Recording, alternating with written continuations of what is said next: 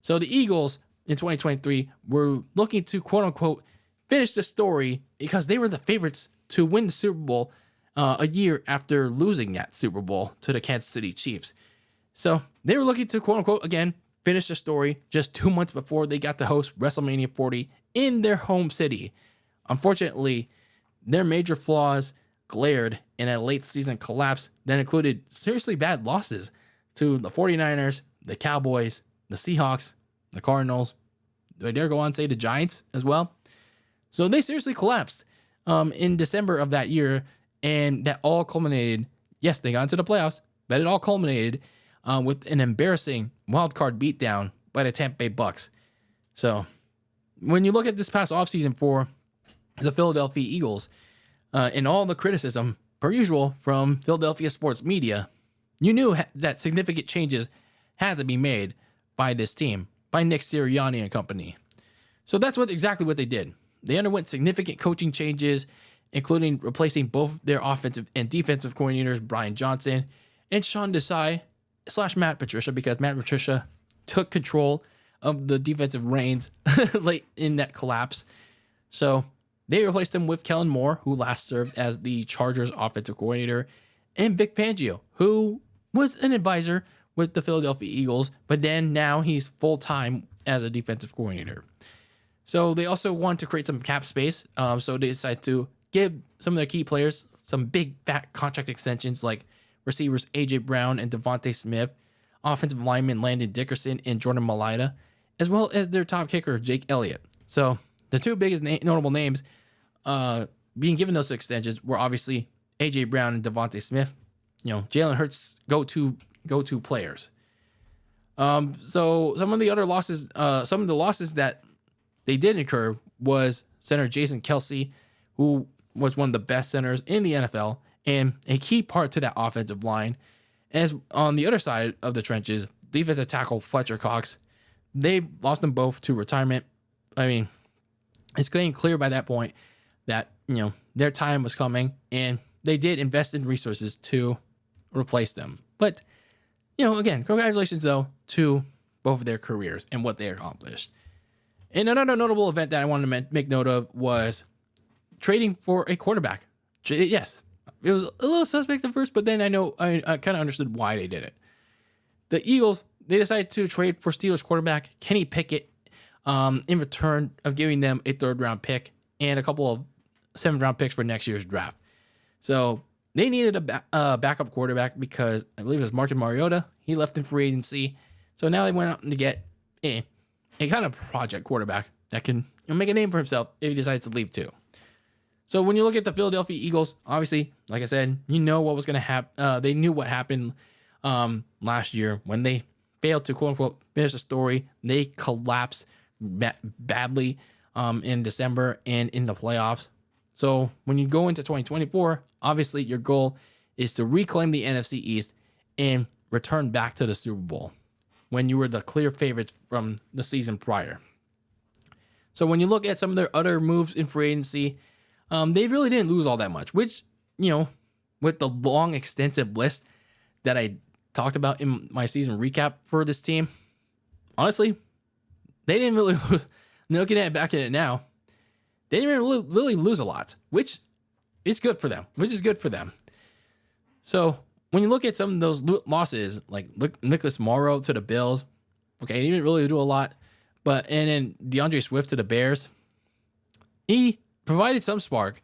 He provided a lot of spark for that team in the ground game, but I feel like a lot of the ground game was mostly Jalen Hurts.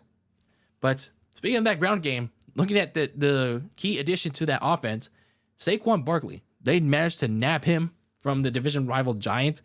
I'll talk more why that's a big deal for this team. Defensively, that's where most of their free agent additions came from, like edge rusher Bryce Huff from the Jets.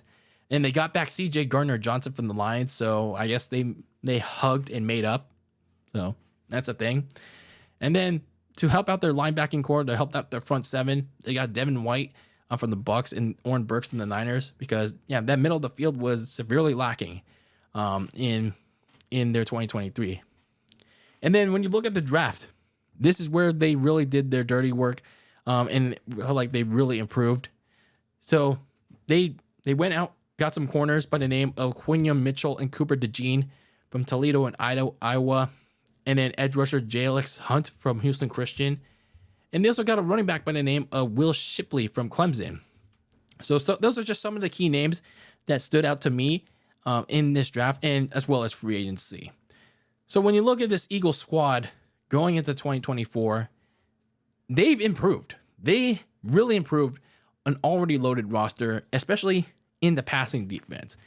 Because, like I said, they really need to make some changes if they want to keep their window open for a Super Bowl.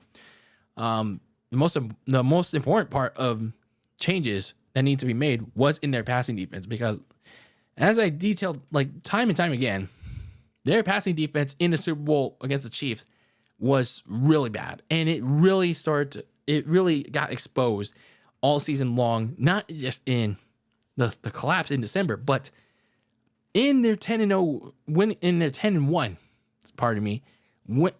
start to the season. So that was a reason why that Jalen Hurts had to practically lead these teams to their wins, their 10 wins that season, because their passing defense was horrible. James Bradbury and Darius Slay were like practically getting torched out there. So getting these top-notch corners in college in Mitchell and DeJean should ease some pressure off of Bradbury and Slay. And then you're also getting back CJ Gardner-Johnson at safety from the Lions, which is a little bit of a surprise to me of sorts, considering like, oh, he said all that shit, and then now they hugged it out. Okay. that was a little interesting. So going back to Saquon Barkley, he should be a big help to ease off some of the load of Jalen Hurts from having to run on script so much. But again, that's going to depend on what Kellen Moore at offensive coordinator is going to script up.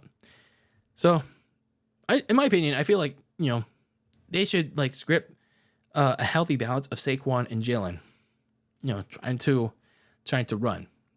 Script in some Saquon, just as long as he can stay healthy. So they did some pretty good things to patch up some rough stuff from last year. But now it's on whether Nick Sirianni can execute all of his new toys that are going to come into play come regular season time. So for the Eagles, they got a pretty mixed schedule going into this regular season. Some of the key games include starting their season in Brazil against the Green Bay Packers and Jordan Love, and a rematch from both Week 3 and the playoffs in Week 4 against the Tampa Bay Bucs and Baker Mayfield, and then a key game against the Dallas Cowboys in Week 10 much later on in the season, and then a road gauntlet that includes the LA Rams and the Baltimore Ravens. That should be a big test for these kind of new look Eagles. So when you look at this team, I mean, my big question for them is, what are these new coordinators like with Kellen Moore and Vic Fangio going to bring to the table? So obviously, this is the third straight year that the Eagles have had new coordinators for Nick Sirianni and company, because after Jonathan Gannon and the new Indianapolis head coach, that name keeps forgetting to me, but anyway, they leave for head coaching jobs after the Super Bowl in 2022, and then you bring in Ryan Johnson, and then Matt Patricia and Sean Desai. They failed miserably, and now you bring in Kellen Moore and Vic Fangio. They just better hope that these two stick past this year. They stick the landing on this, and it better be good for them. So it'll be interesting to see what schemes they bring up, what kind of like balance they have. Should be interesting.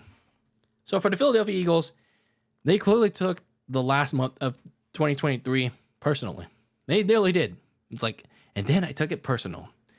And they vastly improved their roster with much needed changes, especially in the passing defense, the offensive line, running back, so many to list. Now it remains to be seen how these changes translate over to the regular season, but the Eagles should be the clear favorite to win the NFC East again.